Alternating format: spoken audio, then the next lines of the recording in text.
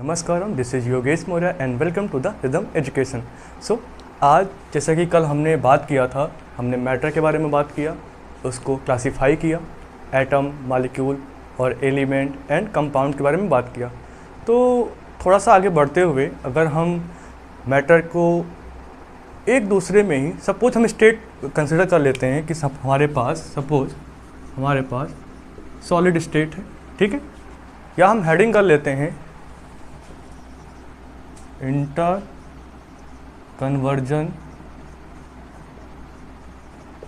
Of matter. Okay, basically क्या है ना कि हम मैटर को एक दूसरे में कन्वर्ट करने वाले हैं। तो हमारे पास सॉलिड है, ठीक है।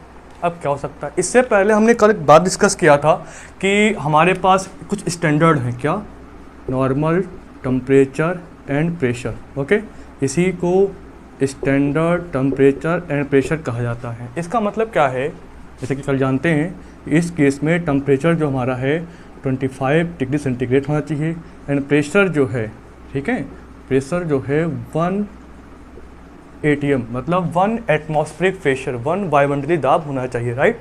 तो ये कंडीशन हमको अभी यहाँ पर याद रखनी है। ओके, तो क्या है, जितने भी प्रोसेस हम लोग करते हैं ना, वो इस पर ही करते हैं। जो इस टेम्परेचर या प्रेशर के अप्रॉक्सीमेटली नहीं होता है, इस कंडीशन को फॉलो नहीं करता है, तो उनको एक स्टैंडर्ड या उनको एक अलग केस डिस्कस करते हैं।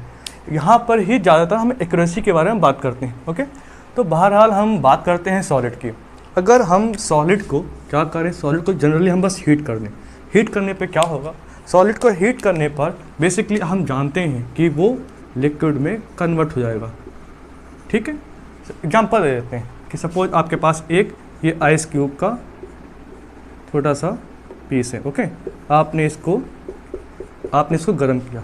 सबसे पहले कंडीशन क्या होगा कि ये सबसे पहले लिक्विफाई होगा, राइट ना। लिक्विफाई हो चुका है, कितने पे होगा हम बात नहीं करने वाले।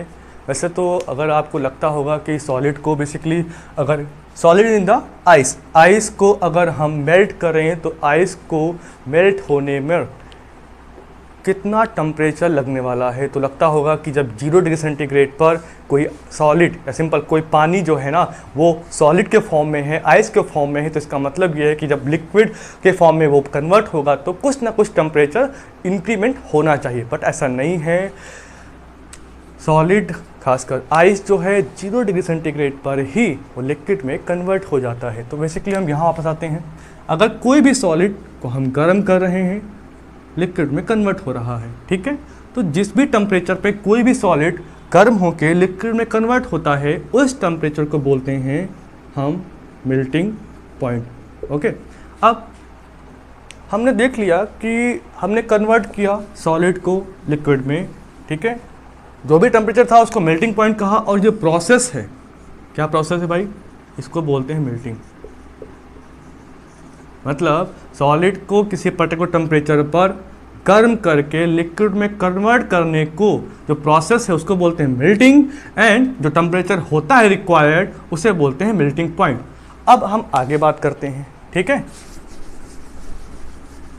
यहाँ आ जाओ, अब हमारा ये लिक्विड फॉर्म हो चुका है। ओके, लिक्विड फॉर्म हो चुका है। अब हम क्या करते हैं कि इसको फिर से फर्दर हम हीट कर रहे हैं। ओके, अभी क्या होगा, अगर हम इसको ओपन सोर्स में रखेंगे तो ऑब्वियसली ये वेपर में कन्वर्ट हो जाएगा, राइट ना, like that, vapour state. Okay, like a gases state.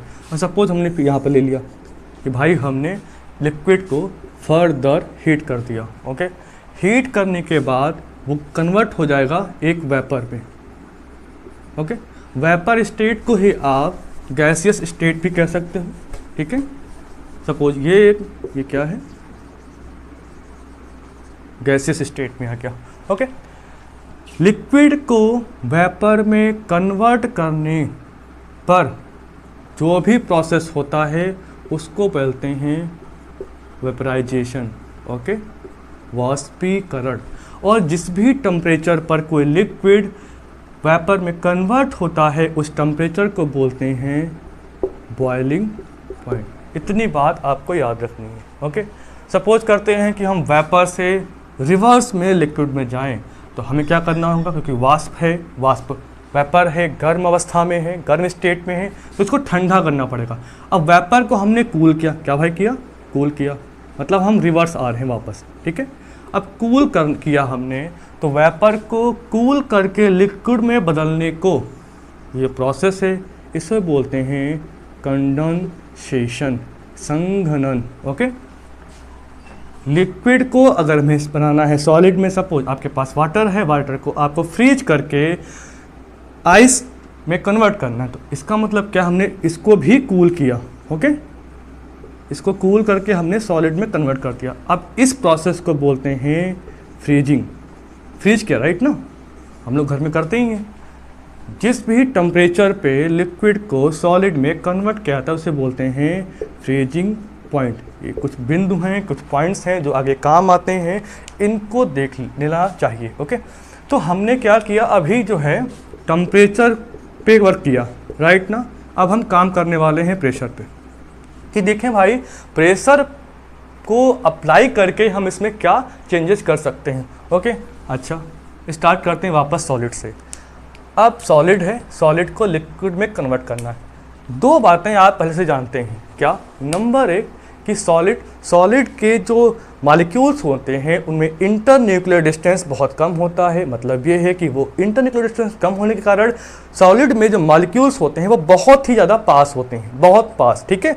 उनमें जो वाइड्स होती हैं, रिक्तिकाएँ, वो बहुत ही ना के बराबर, मतलब बहुत छोटी होती हैं, ठीक है। जितना पॉसिबल होता है सॉलिड जो है वो पैक होना चाहता है, ठीक है। इन कंपेरिजन टू लिक्विड में क्या होता है, लिक्विड में वो मॉलिक्यूल जो होते हैं सॉलिड की कंपेरेटिवली थोड़ा सा दूर होते हैं, इन गैसेस स्टेट में और दूर हो जाते हैं, राइट। इतनी बातें हैं, पता है। अब सपोज करो कि आपके पास क्या है ना, आपके पास एक यहाँ पर कंटेनर है, ओके। कंटेनर में जो है हमारे पास यहाँ पर सपोज करो यहाँ पर हमारा एक वाटर है, या हम कह दें कि यहाँ पर क्या था, या ऐसे समझो सिंपल से, हमारे पास सॉलिड था, ठीक है। सॉलिड में क्या हुआ, आसान करते हैं, यहाँ से क्या करते हैं, आपके पास एक कंटेनर है जिसमें गैस भरी हुई, ध्यान रखना गैस में मॉलिक्यूल जो होते हैं उनके बीच में डिस्टेंस जो होता है बहुत ज़्यादा होता है। अब यहाँ पर गैस का मॉलिक्यूल आपके पास है, ओके। यहाँ आप सपोज आपने पिस्टन लगा रखा है, ठीक है, पिस्टन लगा रखा है, ठीक है। अब अगर हम गैस को, है ना, गैस पर प्रेशर जो और बढ़ा दें, हमने क्या किया, ये पिस्टन भैया यहाँ था, हमने क्या किया, प्रेशर जो है इंक्रीज कर दिया, यहाँ पर बढ़ा दिया, मतलब ये जो पिस्टन है नीचे आएगा। सपोज पिस्टन यहाँ आ गया, ठीक है। अब पहली कंडीशन पे इसमें जितने भी मॉलिक्यूल थे उसके लिए इतना वॉल्यूम था, इतना वॉल्यूम था, ठीक है ना। अब प्रेशर लगा दिया तो वॉल्यूम जो है वो कम पड़ गया, लेकिन मॉलिक्यूल कम नहीं पड़े ना। तो मॉलिक्यूल ऑब्वियसली अगर यहाँ दूर दूर थे तो अब क्या नज़दीक आ जाएंगे, ठीक है, लाइक दैट, कि भाई अब ये जो मॉलिक्यूल हैं ये बहुत पास पास आ जाएंगे, है ना। तो कुल मिला के हमने क्या किया, प्रेशर को अप्लाई करके मॉलिक्यूल के बीच की इंटरन्यूक्लियर डिस्टेंस को हमने कम कर दिया ना। जैसे ही हम इंटरन्यूक्लियर डिस्टेंस को कम करते हैं ना तो उसकी स्टेट जो है वो बदलने लगेगी, ठीक है। तो कुछ ऐसी डिस्टेंस हमने प्राप्त कर ली जिससे कि जो हमारा प्रेशर अप्लाई करने पे जो गैसेस स्टेट थे वो लिक्विड में कन्वर्ट हो गया, ठीक है। अब क्या हुआ ना, हमने क्या किया, ध्यान रखना, हमने क्या किया, प्रेशर को इंक्रीज किया है, प्रेशर यहाँ पे इंक्रीज हो रहा है, ठीक है। अब प्रेशर को इंक्रीज करके वेपर को हम लिक्विड में कन्वर्ट कर लिए हैं, ओके। अब हम फिर से कंडीशन लेते हैं, यहाँ तक पिस्टन था, ठीक है ना, प्रेशर और लगा देते हैं, थोड़ा और लगाते हैं, तो कुछ कुल मिला के सपोज पिस्टन यहाँ पर आ गया। अब हमारे पास स्पेस बहुत कम है, अब यहाँ के जो मॉलिक्यूल होंगे वो बहुत ज़्यादा पास होंगे, राइट ना। इसका मतलब क्या, अगर हम फर्दर प्रेशर इंक्रीज करते हैं तो हम जो लिक्विड है ना उसको हम फिर से सॉलिड में कन्वर्ट कर सकते हैं। कोई गैस थी, गैस पे प्रेशर हमने अप्लाई किया, प्रेशर अप्लाई करके हमने लिक्विड में कन्वर्ट कर लिया। अगर हम फर्दर किसी लिक्विड पे प्रेशर अप्लाई करते हैं तो वो सॉलिड में कन्वर्ट हो जाएगी, ठीक है ना। अभी हमने पिस्टन को यहाँ पर रोक रखा है, ओके।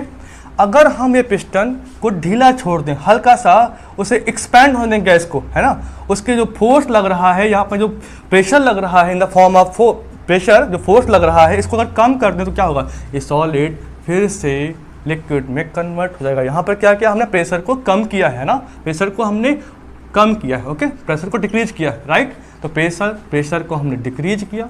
जब प्रेशर डिक्रीज होता है तो क्या, सॉलिड जो है लिक्विड में कन्वर्ट हो जाएगा, ओके।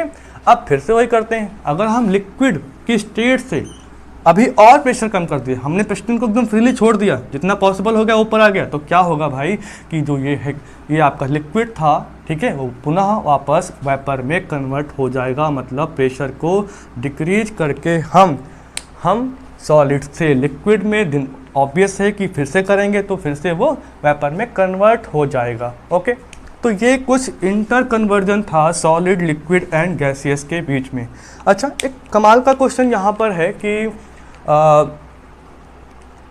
सॉलिड को अगर हमें डायरेक्टली गैसियस स्टेट या वेपर के स्टेट में बदलना हो, या फिर बदल सकते हों या बदलते हों, तो उस प्रोसेस को क्या कहते हैं, राइट। तो किसी भी सॉलिड को जब हम लिक्विड में, या सिंपल कहते हैं, किसी सॉलिड को जब वेपर में सीधे, मतलब ये है कि वो इस स्टेट को ऑप्टेट नहीं करेगा, सॉलिड से डायरेक्ट वो वेपर या गैसियस स्टेट में जाएगा, उसको बोलते हैं, उस प्रोसेस को बोलते हैं सब्लिमेशन, ठीक है। क्या लिख दिया मैंने, सब्लिमेशन, ओके, सॉरी।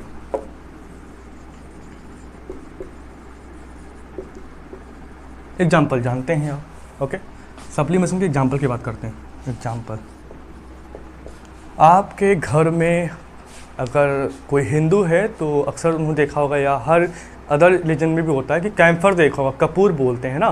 तो कपूर को जब भी आप जलाते हैं ना, तो सीधा वो कभी भी लिक्विफाई नहीं होता है, सीधा वो जल के गायब हो जाता है। इट मीन्स वो कि गैसेस स्टेट में कन्वर्ट हो गया। तो camphor is the example of a sublimation, ठीक है। वो सब्लिमेट होता है हमेशा, ठीक है। सब्लिमेशन, कैम्फर एंड नेफ्थलीन,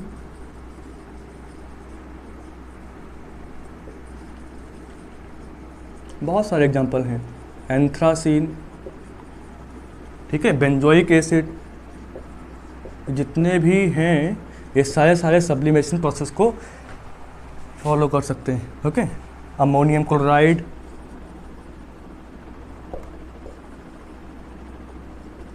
ठीक है, आयोडीन, बहुत सारे एग्जाम्पल हैं, है ना। आप नेट पे सर्च कर सकते हैं या किसी बुक में पढ़ सकते हैं, बहुत सारे एग्जाम्पल हैं, डिस्कस नहीं करने वाले हैं। तो बेसिकली हमने क्या सीखा यहाँ पर, हमने सीखा कि सॉलिड को लिक्विड में, लिक्विड में को वेपर में कैसे कन्वर्ट कर सकते हैं, प्रेशर एंड टेम्परेचर को घटा के या बढ़ा के। एक बात का बहुत ध्यान रखना है कि प्रेशर जनरली 99% केसेस में, ठीक है, प्रेशर और टेम्परेचर को एक साथ यूज नहीं करते हैं, जिससे हमें डेटा जो मिलेगा एग्जैक्ट नहीं मिलेगा। सपोज अगर किसी जब भी मेल्टिंग पॉइंट को निकाला गया होगा, ठीक है ना, तो क्या किया गया होगा, प्रेशर को फिक्स किया गया होगा, क्योंकि प्रेशर को फिक्स नहीं किया गया तो ये टेम्परेचर जो निकलता है मेल्टिंग पॉइंट ना, वो कतई आप ज्ञात नहीं कर सकते, ठीक है। तो एक डिजिट को फिक्स करते हैं जनरली, एक को वेरिएबल करते हैं, इससे हमें आसानी होती है समझने में और उसको क्वालिफाई करने पे, ओके। तो इतना हमने पढ़ लिया, अब देखते हैं कि आगे क्या होने वाला है। तो कल मैटर, बेसिकली जो केमिस्ट्री है ना, वो केमिस्ट्री जो है एक एक्सपेरिमेंटल साइंस है जो टोटली एक्सपेरिमेंट पे बेस्ड है। एंड एक बहुत इंपॉर्टेंट चीज़ ये है कि केमिस्ट्री में हम किसी भी सबस्टेंस मतलब मैटर, ठीक है, केमिस्ट्री में किसी भी सबस्टेंस मतलब मैटर के फिजिकल एंड केमिकल प्रॉपर्टीज़ को हम स्टडी करते हैं। कहाँ तक करते हैं, जितना पॉसिबल होता है, मतलब एक पॉसिबल लेवल तक ही स्टडी करते हैं, ठीक है। कोई भी अगर पॉसिबिलिटी है तो हम वहाँ तक जाएंगे, लेकिन ज़रूरी नहीं कि रिजल्ट हमें 100% मिलता ही है। हम केवल हमेशा कोशिश करते हैं, रिजल्ट आए ना आए इन फ्यूचर पे डिपेंड करता है, ओके। तो अभी हम क्या सीखने वाले हैं, हमें कुछ चीज़ें सीखनी हैं, क्योंकि ये बेसिक कंसेप्ट ऑफ केमिस्ट्री का चैप्टर है। तो एग्ज़ाम के पॉइंट ऑफ व्यू से भले ही इसमें क्वेश्चन 1-2 ही आते हैं, ठीक है, बट जितने भी अदर चैप्टर्स हैं, ये चैप्टर उनका आधार बनने वाला है, बेस बनने वाला है। तो यहाँ पर अगर किसी को छोटे छोटे पॉइंट्स क्लियर नहीं हैं, ठीक है ना, तो उसको आगे प्रॉब्लम होती। तो वही बच्चे आगे चल के फिर कहते हैं एक्सेप्शन हैं, अपवाद हैं, या वो ये बोलते हैं कि याद करना पड़ रहा है, केमिस्ट्री को याद करना पड़ रहा है, ठीक है ना। तो आपको इसे इंटरेस्टिंग बनाना है बजाय इसको कॉम्प्लिकेट करने के, ओके। तो कुछ चीज़ें हम फिर से जानते हैं। तो बेसिकली आपको अगर मैटर की प्रॉपर्टी निकालनी हो, ठीक है ना, तो आप फिजिकल प्रॉपर्टी निकालोगे या तो केमिकल प्रॉपर्टी निकालोगे। फिजिकल का मतलब क्या है, व्हाट मीन्स फिजिकल, ठीक है। लोग बोलते हैं कि जो ऊपर से दिख रहा हो फिजिकल है वगैरह वगैरह। क्या होता है कि अगर हम बहुत डिटेल में जाएं तो कोई सबस्टेंस है, ये मार्कर है, राइट ना, ये मार्कर है। मार्केट में इस मार्कर में बिना कोई चेंज किए, मतलब जो जैसा है वैसे ही है, कोई भी चेंज किए बिना हम इससे जो भी प्रॉपर्टी निकाल सकते हैं, उन प्रॉपर्टीज़ को हम कहते हैं फिजिकल प्रॉपर्टीज। सपोज इसको आप देख सकते हैं कलर्ड है, तो इसका कलर निकाल सकते हैं, फिजिकल प्रॉपर्टीज है ना। और इसको ध्यान से देखो, इसको हम हीट कर दें, है ना, हीट कर देंगे तो इसका शेप बदल जाएगा, है ना, मेल्ट हो जाएगा, तो वो मेल्टिंग हो गया। ओके, अगर आपके पास वाटर है, वाटर को आपने सीधे क्या किया, वाटर को आपने अगर हीट किया वाटर में कन्वर्ट हो गया, तो क्या फार्मूला बदला? नहीं, H2O ही है, ना कोई एडिशन हुआ है ना कोई सब्सट्रैक्शन हुआ है, राइट ना। तो H2O को हीट किया वाटर में गया, तो यहाँ पर भी हमने चेंज किया, चेंज किया तो बॉइलिंग पॉइंट आया, फिजिकल प्रॉपर्टीज है। ऐसे ही फिजिकल प्रॉपर्टी में सॉल्युबिलिटी भी आती है ना, बहुत सारी चीज़ें हैं ना। ओके, केमिकल की बात करते हैं। केमिकल का मतलब क्या होता है, सबस्टेंस है आपके पास, सबस्टेंस में आपको कुछ ना कुछ चेंज करना पड़ेगा। चेंज का मतलब क्या है, या तो आप मॉलिक्यूल में चेंज कर दें, है ना, कुछ ना कुछ चेंज जरूरी, या कुछ ऐड कर दें आप, ठीक है। हमें क्या चेंज करना है, जहाँ चेंज है वहाँ रिएक्शन है, वहाँ रिएक्शन वहाँ केमिकल है। तो केमिकल प्रॉपर्टी में कुछ ना कुछ हम रिएक्शन कराते हैं, चेंज करते ही करते हैं, ठीक है। ओके, तो आगे बढ़ने से पहले कुछ चीज़ें आपको पता होनी चाहिए। हालांकि एटॉमिक स्ट्रक्चर वाले चैप्टर में हम एटम के बारे में डिटेल में जाएंगे। एक कमाल की बात यह है कि डाल्टन ने सबसे पहले एटम के बारे में बताया था, राइट। जब डाल्टन ने बताया तो उन्होंने जो भी परिकल्पना हाइपोथेसिस दिया था उसमें बहुत सारी त्रुटियां थीं, गलत चीज़ें थीं उसमें। गलत इन द सेंस ये था कि उनका मानना जो था वो हमेशा थ्योरेटिकल बेस पे था, क्योंकि इतनी टेक्निक्स तब डेवलप नहीं हुई थी कि जो भी वो सोच रहे हैं या कोई भी सोच रहा है उस सेंचुरी में उसे प्रूव किया जा सके, राइट ना। तो उन्होंने जो माना वही लोगों ने माना, इवन काफ़ी समय तक चला वो चीज़ें, लेकिन बहुत सारे सुधार किए गए आगे। तो डाल्टन की जो भी मान्यताएं थी उनको पढ़ने में कोई ख़ास मज़ा नहीं है, कोई मतलब नहीं है। हाँ, उनमें जो सुधार किए गए हैं हम उनको पढ़ सकते हैं, राइट। लेकिन उन चीज़ों को समझने से पहले कुछ चीज़ें आपको अगर पता हों तो हमें लगता है कि चैप्टर को समझने में आपको बहुत आसानी होने वाली है। तो हम फिर से स्टार्ट करते हैं कि हम सपोज करते हैं कि हमारे पास एक न्यूट्रल एटम है, ठीक है। न्यूट्रल एटम के अंदर एक उसका न्यूक्लियस है, ठीक है। न्यूक्लियस के चारों तरफ हमारी आउटर मोस्ट सेल है, ये क्या भाई हैं, ये हमारी आउटर मोस्ट सेल्स हैं, ओके। और यहाँ जो भी इलेक्ट्रॉन होंगे बाहर वाली कक्षा में, ठीक है, उनको बोलते हैं वैलेंस इलेक्ट्रॉन, ठीक है, या इसी सेल को बोलते हैं वैलेंसी सेल। वैलेंस इलेक्ट्रॉन का कॉन्सेप्ट यहीं से आया हुआ है, ठीक है। बट वैलेंसी कभी भी वैलेंस इलेक्ट्रॉन के इक्वल नहीं होती, हम आगे बात करेंगे थर्ड चैप्टर में, ओके। तो यहाँ पर क्या हमारे इलेक्ट्रॉन जो है रिवॉल्व हो रहे हैं लगातार, ठीक है ना। इलेक्ट्रॉन पे नेगेटिव चार्ज होता है ना। अभी हम रूल्स की बात नहीं करें कि कितना किसमें भरा हुआ है। तो बेसिकली क्या, ये हमारा जो है वो न्यूक्लियस है, क्या है, हमारा न्यूक्लियस मतलब नाभिक है। ये हमारा आउटर मोस्ट सेल है जहाँ पर इलेक्ट्रॉन रिवॉल्व करते हैं, ओके। न्यूक्लियस में जल्दी क्या प्रेजेंट होता है, न्यूक्लियस में हमारे प्रोटॉन एंड न्यूट्रॉन प्रेजेंट होते हैं। यहाँ हमारे होते हैं, यहाँ पर इलेक्ट्रॉन्स प्रेजेंट हैं, ओके। इन बातों का ध्यान रखना, ठीक है। प्रोटॉन और न्यूट्रॉन न्यूक्लियस के अंदर होते हैं, जबकि इलेक्ट्रॉन जो होता है वो किसी भी न्यूट्रल एटम के बाहर रिवॉल्व कर रहा होता है, ठीक है ना। अच्छा, एक मज़े की बात बताते हैं आपको। एक इंटरेस्टिंग बात ये है कि अगर हम रिप्रेजेंट करें, आपके पास कोई एटम हो, आप उसको कैसे रिप्रेजेंट करेंगे। हाँ, एक और बात कि इनको न्यूक्लियस भी बोलते हैं, राइट। आते हैं इस पे, रिप्रेजेंटेशन ऑफ एटम, ओके। तो हेडिंग करते हैं,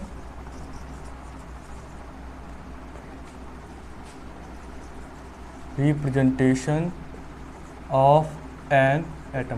किसी एटम को कैसे रिप्रेजेंट करते हैं इसकी बात करने वाले हैं। तो एटम में सपोज आपके पास एक एटम है, ओके। जनरली आप हमेशा एग्जाम्पल लेते हैं 6 कार्बन 12 या 6 कार्बन 12, इस तरीके से रिप्रेजेंटेशन देखा होगा सारी बुकों में, राइट ना। हालांकि बात करते हैं इस पे, ओके। तो हमने मान लिया कि यहाँ पर इसको जेड मान लेते हैं, वेट, जेड एक्स ए, या इसको हम ऐसे लिख सकते हैं ये x हमारा जो होता है क्या है हमें z एंड a। एक इंटरेस्टिंग बात ये है कि इसको सेकंड वे में इस तरीके से लिखना ज़्यादा सही माना जाता है, हालांकि दोनों ही सही हैं, बट ये जो पैटर्न है वो ज़्यादा एक्यूरेट माना जाता है। यहाँ पे जो z है ना वो आपके एटॉमिक नंबर को रिप्रेजेंट करता है, परमाणु संख्या। ओके, जो a हमारा है ये एटॉमिक मास या इसी को मास नंबर भी कहते हैं। आगे बात करेंगे कि आखिर क्या रिलेशन है मास नंबर और एटॉमिक मास, क्या ये दोनों एक दूसरे के एग्जैक्ट इक्वल हैं या ये लगभग इक्वल हैं। तो आपकी जानकारी के लिए हम बता दें आपको कि ये दोनों एक दूसरे के लगभग इक्वल हैं। आगे हम इस चीज़ को प्रूव भी करेंगे और पढ़ेंगे भी। वापस आते हैं यहाँ पे कि और यहाँ पर हमारा x क्या है, यहाँ पर x आपका आप सिंपल कोई आप उसको एक एटम कंसिडर कर सकते हो, कोई परमाणु आप ले सकते हो। मज़े की बात क्या है कि इसको अगर हम डिटेल में समझें, हालांकि इसको पढ़ना था आगे लेकिन बता देते हैं यहाँ पे कि हेडिंग कर लेते हैं, ठीक है ना।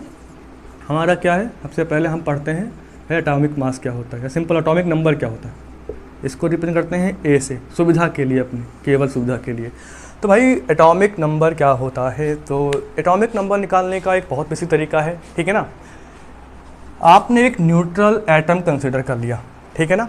तो न्यूट्रल एटम में के किसी भी न्यूट्रल एटम के न्यूक्लियस में, किसी भी न्यूट्रल एटम के न्यूक्लियस में जितने नंबर ऑफ प्रोटॉन होते हैं वही हमारा एटॉमिक नंबर के इक्वल होता है, उसी को एटॉमिक नंबर कंसीडर किया जाता है। एक कमाल की बात यहाँ पे आप पहले से जानते हैं कि किसी भी न्यूट्रल एटम में प्रोटॉनों की संख्या इलेक्ट्रॉनों की संख्या के बराबर होती है। इसका मतलब number of proton in nucleus equal to number of electron in neutral atom. यहाँ इस फॉर्मूले को ध्यान रखना, ये काम आता है क्वेश्चंस को सॉल्व करने में। वापस आते हैं यहाँ पे एटॉमिक नंबर की। तो जैसा कि हमने अभी कहा कि atomic number A equal to number of proton present in nucleus, ठीक है ना, इसके बराबर होता है। सिंपली आपको इतना जानना है। और चूंकि number of proton number of electron के बराबर होते हैं तो ये क्या हो जाएगा, नंबर ऑफ इलेक्ट्रॉन, ठीक है ना, present in the simply neutral atom. Okay, तो A इक्वल टू क्या आ गया हमारा, A equal to number of proton हो सकता है या A equal to number of electrons, मतलब इलेक्ट्रॉनों की संख्या या प्रोटॉनों की संख्या के equal. P stand for, P means proton, ये सिंपल जनरली, ठीक है, स्मॉल एटम में लेते हैं जनरली। N फॉर N टिप न्यूट्रॉन,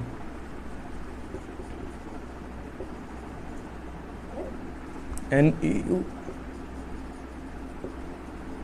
एन इलेक्ट्रॉन आप जानते ही हैं, ये सिंबल्स हैं। ओके, आते हैं वापस। तो हमने जान लिया कि एटॉमिक नंबर क्या होता है, ठीक है ना। अगर ऐसे ही हम बात करें कि भाई एटॉमिक मास क्या होता है, इसी को हम, यहाँ पर गलती हो गई, यहाँ पर इसको जेड से लिखना था, यहाँ ए से। रिप्रेजेंटेशन है सिंपली आपको। तो सिंपल एटॉमिक मास को निकालने का बहुत ही बेसिक तरीका ये है कि आपको क्या करना है, बस प्रोटॉन एंड न्यूट्रॉन की जो वैल्यू है उसको ऐड कर देना है। मतलब क्या है कि हमें अगर A निकालना है तो हमें P प्लस N कर देना है। इसका मतलब क्या होगा कि न्यूक्लियस में जितने भी प्रोटॉन हैं उनकी संख्या को एंड न्यूट्रॉन हैं उनकी संख्या को ऐड कर दीजिए, आप एटॉमिक मास निकाल सकते हैं। तो इसका मतलब ये हुआ कि इस फॉर्मूले से अगर हमें न्यूट्रॉन निकालना हो तो यहाँ पर A मतलब आपका सिंपली एटॉमिक मास। तो A क्या है यहाँ पर, एटॉमिक मास, इसे हमको पता है पहले से ही। तो यहाँ से न्यूट्रॉन प्रोटॉन, अभी एक क्वेश्चन आते हैं अक्सर, कभी कभी नीट में आ जाता है सिंपल क्वेश्चन के रूप में कि आपको डेटा दिया होगा। देखिए, दो फॉर्मूले आपको ध्यान रखने हैं, आपको कुछ याद नहीं रखना है, कोई एक डिजिट मिसिंग होगा, ठीक है, आपको क्वेश्चन क्रिएट करेंगे, बहुत सारे क्वेश्चन हैं, आप किसी भी पुरानी बुक से 9th स्टैंडर्ड से लेकर 11 से या BSc की बुक से कहीं से भी कोई क्वेश्चन आप कर सकते हैं। तो इसलिए यहाँ पर हम क्वेश्चन डिस्कस नहीं करेंगे, क्योंकि पता है ना कि टू द फॉर्मूले पे आने वाला है, सीधा, कोई लॉजिक नहीं है। फार्मूला दिया होगा, ठीक है ना, आपको पता है फार्मूला पहले से, डेटा होगा, कोई एक डेटा मिसिंग होगा जो फॉर्मूले पे अप्लाई नहीं हो रहा होगा, तो आप दिमाग लगाएंगे, हो जाएगा, इतना आपके लिए होमवर्क रहेगा। ओके, तो यहाँ पर कुछ चीज़ें डिस्कस की, इन चीज़ों को याद रखना क्योंकि आगे काम आने वाली हैं, ठीक है। अच्छा, तो भाई रिप्रेजेंटेशन हमने देख लिया। एक कमाल की बात, कुछ टर्म होते हैं, हालांकि आप आगे पढ़ते हो, लेकिन हम यहाँ पर अगर अभी सीख लें इनको तो हमें बहुत आसानी होने वाली है सीखने में। ओके, तो क्या करने वाले हैं कि आपने सुना होगा, क्या सुना होगा, एक टर्म है आइसोटोप्स, हिंदी में बोलते हैं समस्थानिक। ओके, समस्थानिक भाई क्या होते हैं, ठीक है। आप एलिमेंट को पढ़ते आ रहे हैं, ओके, आपने एटम को पढ़ा, यहाँ भी ओके। अभी कन्फ्यूजन भी लोगों को रहती है कि एटम एंड एलिमेंट में क्या है, तो अगर आप फर्स्ट लेक्चर देखेंगे तो शायद नहीं, कंफर्म है, आपको एलिमेंट और एटम में पर्टिकुलर जो डिफरेंस है पता चल जाएगा। ओके, तो बात करते हैं आइसोटोप्स की, ठीक है। आइसोटोप क्या होते हैं भाई? एक्चुअली क्या होता है कि अगर आपको मैं एग्जांपल देता हूँ कि कुछ लिखा मैंने, या सिंपल कहते हैं सेम एटॉमिक नंबर, ठीक है, बट डिफरेंट एटॉमिक, इससे शॉर्ट डिफिनीशन नहीं कर सकता मैं, ठीक है। कोई भी एटम है या कोई डिफरेंट एटम है, ठीक है, डिफरेंट एटम है, सेम एटम है, फर्क नहीं पड़ता, एटम्स हैं, ओके, एटम्स हैं, अगर उनके एटॉमिक नंबर सेम हैं, ओके, और एटॉमिक मासेस डिफरेंट हैं, तो उसको बोलते हैं आइसोटोप। वो एक दूसरे के आइसोटोप्स होते ही होते हैं। ओके, हम एग्जांपल की बात करते हैं, बहुत सारे एग्जांपल हैं। आप 8 ऑक्सीजन 16 ले सकते हैं, 8 ऑक्सीजन 17 ले सकते हैं, 8 ऑक्सीजन 18 ले सकते हैं। ये सारे के सारे ऑक्सीजन के आइसोटोप हैं। अगर अभी भी आपको कन्फ्यूजन है एलिमेंट एंड एटम में, तो यहाँ क्लियर कर देते हैं। ये तीनों के तीनों आइसोटोप ऑक्सीजन एलिमेंट के एटम्स हैं। मतलब क्या हुआ, जब हमने ऑक्सीजन एलिमेंट कहा, इसका मतलब ये हो सकता है, ये भी हो सकता है, ये भी हो सकता है। जब हम एटम की बात करते हैं तो पर्टिकुलर कौन सा एटम, ये एक इंडिविजुअल अलग एटम है, ये अलग है, ये अलग है। ओके, तो इसका मतलब तीनों आपस में ये आइसोटोप हैं, ये तीनों अलग डिफरेंट एटम हैं किसी सेम एलिमेंट के। क्या है, ये तीनों डिफरेंट एटम हैं किसी सेम एलिमेंट जिसका नाम ऑक्सीजन है, राइट।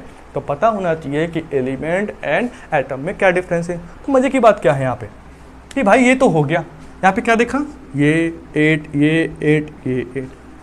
तो क्या है ना, डाल्टन ने एक बात कही थी कि क्या कहा था कि किसी भी सेम एलिमेंट के जो एटॉमिक नंबर हैं, ठीक है, किसी भी सेम एलिमेंट के जो डिफरेंट एटम है, एलिमेंट हमारा क्या था, ऑक्सीजन, उसके डिफरेंट एटम थे, उनके जो एटॉमिक नंबर हैं वो कभी भी डिफरेंट नहीं होंगे, ठीक है। तो ये चीज़ उनकी सही थी, होंगे भाई।